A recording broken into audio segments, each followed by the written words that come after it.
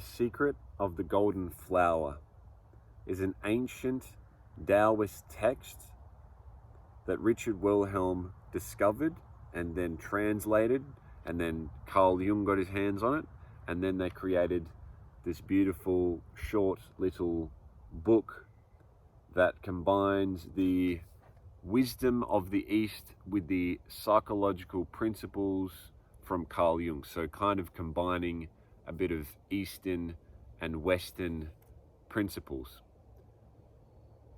In short, the book is about spiritually connecting to yourself through meditation and breathing, and being aware of all of the different energies in your life. Once you're aware of the energy, you can, instead of having them in conflict, having one dominate over the other, ego or anger or sadness or depression, instead of letting these emotions overpower you and fight with you against the things that you feel you do really want to achieve, we combine them and we put them together. So the golden flower, what is the secret of the golden flower? The secret of the golden flower, to me, is the secret of the soul. The golden flower is when you have a level of growth, a level of transcendence, that you go beyond your sensory perceptions, and now you go into the Tao. So the Tao, the Great One, the way, is when you are grateful, when you are present, when you are inspired. It's love. The Tao is love. So by unlocking the golden flower, we are unlocking our heart. So I'm going to read to you the introduction from Mr. Jung himself, and we will break it down. Break it down. Where the God is not acknowledged, egomania develops, and out of this mania comes illness. So when we're not acknowledging that we are both masculine and feminine, we are both light, we are both dark, we are both chaos, and we are both order, unless we acknowledge that, we're going to destroy ourselves. The ego takes over, and then, oh my God, I'm getting sick. Oh my God, I got fired from my job. Oh my God, my partner broke up with me. Oh my God, I have no friends. Oh my God, I have no spiritual path. I don't know who I am. And it's like, yeah, that's actually the universe, the way, the Tao, helping you to see something that you're not seeing. Because you can't see something that you're not seeing, can you? So, yeah. Clearly the veil of Maya cannot be lifted by a mere decision of reason, but demands the most thoroughgoing and persevering preparation, consisting in the full payment of all debts to life. That's basically, how bad do you want to see the beauty of your own soul? How bad do you want it? Because it's not just gonna, hey, you better do this for me. It's gonna come from a place of gratitude. It's aligning your energy, your circulation, with your intention, which is your fixation. So in the meditation, I'm not going to go through all of it, but what I got out of reading this and the meditation is, if you feel that you're getting sleepy, you're being lazy, right? That's so you ever meditate and you're like, oh my God, I'm falling asleep. It's like, hey, you're being lazy because your energy, your circulation, right, is not on track, is not on focus, or your fixation is not correct, is not as good as it could be. So it's like, okay, why do I need this energy? Why am I going to let God give me more energy? Why do I deserve this? Where do I already have energy? What am I going to do with this? Who am I going to serve? Who am I going to help? You know, what gratitude can I expand from having more energy? Because most people think they have goals, but they don't really have goals. They have things that they do just because they think that's what other people want them to do, so they just do it. That's what I used to do. I just, oh, whatever, I go to uni. Everyone says go to uni. Okay, I'll go to uni. Oh, everyone says don't be too loud. Okay, I won't be too loud. Everyone says, oh, hey, you can't say bad jokes. Oh, okay, better quieten down. I better not speak my mind. Oh, the universe says you can't quit your job that's paying you a good amount of consistent money. You can't do that. You can't. You're not old enough. You don't have enough money. You don't have enough experience. You're not smart enough. No. What are you doing, kid? Get back to working 9 to 5. You can't go off on your own. And it's like, it's been said a million times, but maybe this time coming from me in the woods will make a difference to you, will make you think about things. It's like, follow your own path, make your own path. Otherwise, you're going to be following someone else's, and it's not going to give you the same amount of gratitude walking through. This is a perfect example. It's like, I'm walking down a path. Well, I was walking down a path that was already made and nice, had signs and everything. And then I wanted to film some videos. So I came, off the track with Prince. Hey, buddy, Prince. So I came off the track. Well, we came off the track, and there's like fucking big muddy puddles of water. There's like these big spiky trees. There's like not a clear path. And it's like, whoa, it's that fuck. It's that kind of excitement, and it's fear and excitement. It's inspiration. It's like, wow, I get to make my own path. Your brain is more switched on. Your heart is more connected because it's something that you're creating yourself. It's like, what a beautiful opportunity I have to create something, to add something to the world. If you don't have that energy that's circulating through you, you're going to get lazy in the meditation. So it's like, okay, what's circulation? What's going through? Next is your fixation. What am I not only physically looking at? So in the meditation, it's sitting still, sitting upright, and looking, keeping your eyes straight, but trying to be aware of your nose. So fixating straight ahead. It's not up, it's not down, it's not left, it's not right. It's like, I'm looking straight ahead. That's my physical, in the materialistic, tangible, perceivable reality that I'm living in. That's my fixation and intention.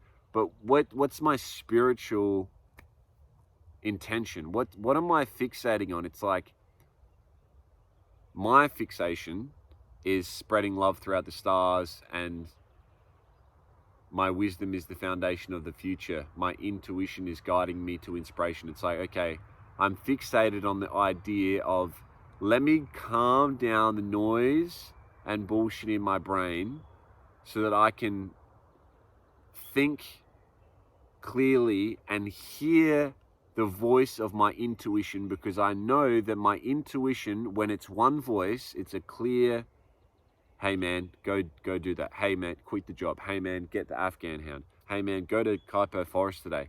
It's that voice, that's the intuition that I believe in so much, and I trust my inner voice, my inner vision to guide me through that. And the only thing that you can really do, if you want to consistently challenge yourself and feel inspired and be grateful and walk your own path and have the courage to do it and put yourself out there, because it's not fucking easy. The only way to guarantee that is to consistently listen to the inner voice.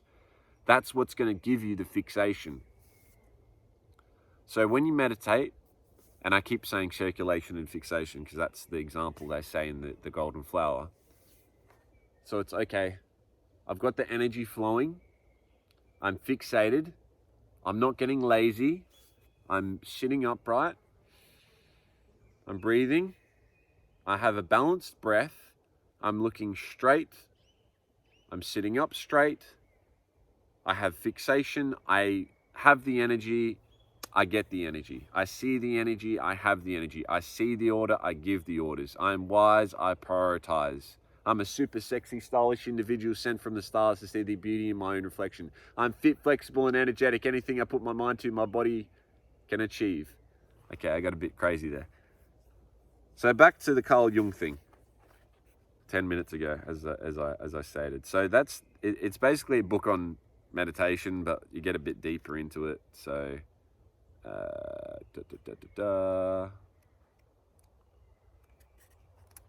here we go. Difficulties encountered by a European in trying to understand the East, or if you're Australian. A thorough Westerner in feeling, I'm necessarily deeply impressed by the strangeness of this Chinese text.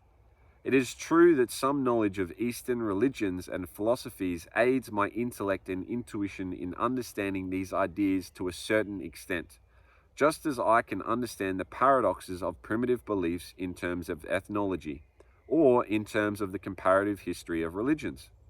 Indeed, this is the Western way of hiding one's heart under the cloak of so-called scientific understanding. We do it partly because of the miserable vanité des savants, which fears and rejects with horror any sign of living sympathy, and partly because a sympathetic understanding might permit contact with an alien spirit to become a serious experience. So-called scientific objectivity would have reserved this text for the philosophical acuity of sinologues, and would have guarded it jealously from any other interpretation. But Richard Wilhelm penetrated into the secret and mysterious vitality of Chinese wisdom too deeply to have allowed such a pearl of intuitive thought to disappear in the pigeonholes of the specialists. I am greatly honored that his choice of a psychological commentator has fallen upon me. I love Carl Jung fucking talks so much. Oh, he's great. Fucking 800-page books. This entails the risk, though, that this unique treasure will be swallowed by still another special science. Nonetheless, anyone seeking to minimize the merits of Western science and scholarship is undermining the main support of the European mind. Science is not indeed a perfect instrument, but it is superior and indispensable, one that works harm only when is taken. This is basically saying, hey, this is a special text, and if we look at it through the lens that we've always looked through, and we try and label it or put it in a box, we're not going to get the full understanding. Eastern religion, Eastern mysticism is something to be really thought and reflected upon, and using the principles and integrating them. That's what it's about. It's about integration. That wasn't the bit that I wanted to read. So here we go. This is it. Not that I wish to detract in the least from the high moral value of conscious willing. Consciousness and will may well continue to be considered the highest cultural achievements of humanity. So do you ever hear this? Where there's a will, there's a way. Do you ever hear that in Western society? It's like, you just gotta willpower it, man. You gotta have discipline. Just fucking do it. It's like the Jocko Willink and the David Goggins. Not that they're wrong. It's like, there's something more to it. It's not just willing, like forcing yourself. It's connecting to yourself on a deeper spiritual level, and unlocking the different layers to yourself, and peeling back all of your perceptions and emotions and the different sides to yourself. It's about exploring yourself and your inner world. But what use is a morality that destroys the human being? So many of us destroy ourselves in pursuit of materialistic goals. To bring will and capacity into harmony seems to me to be a better thing than morality. Wouldn't it be hilarious if I lost my shit because I couldn't? So disorganized, right? Anyway, you can sit in the beautiful silence as my engagement rate on this video plummets. Anyway.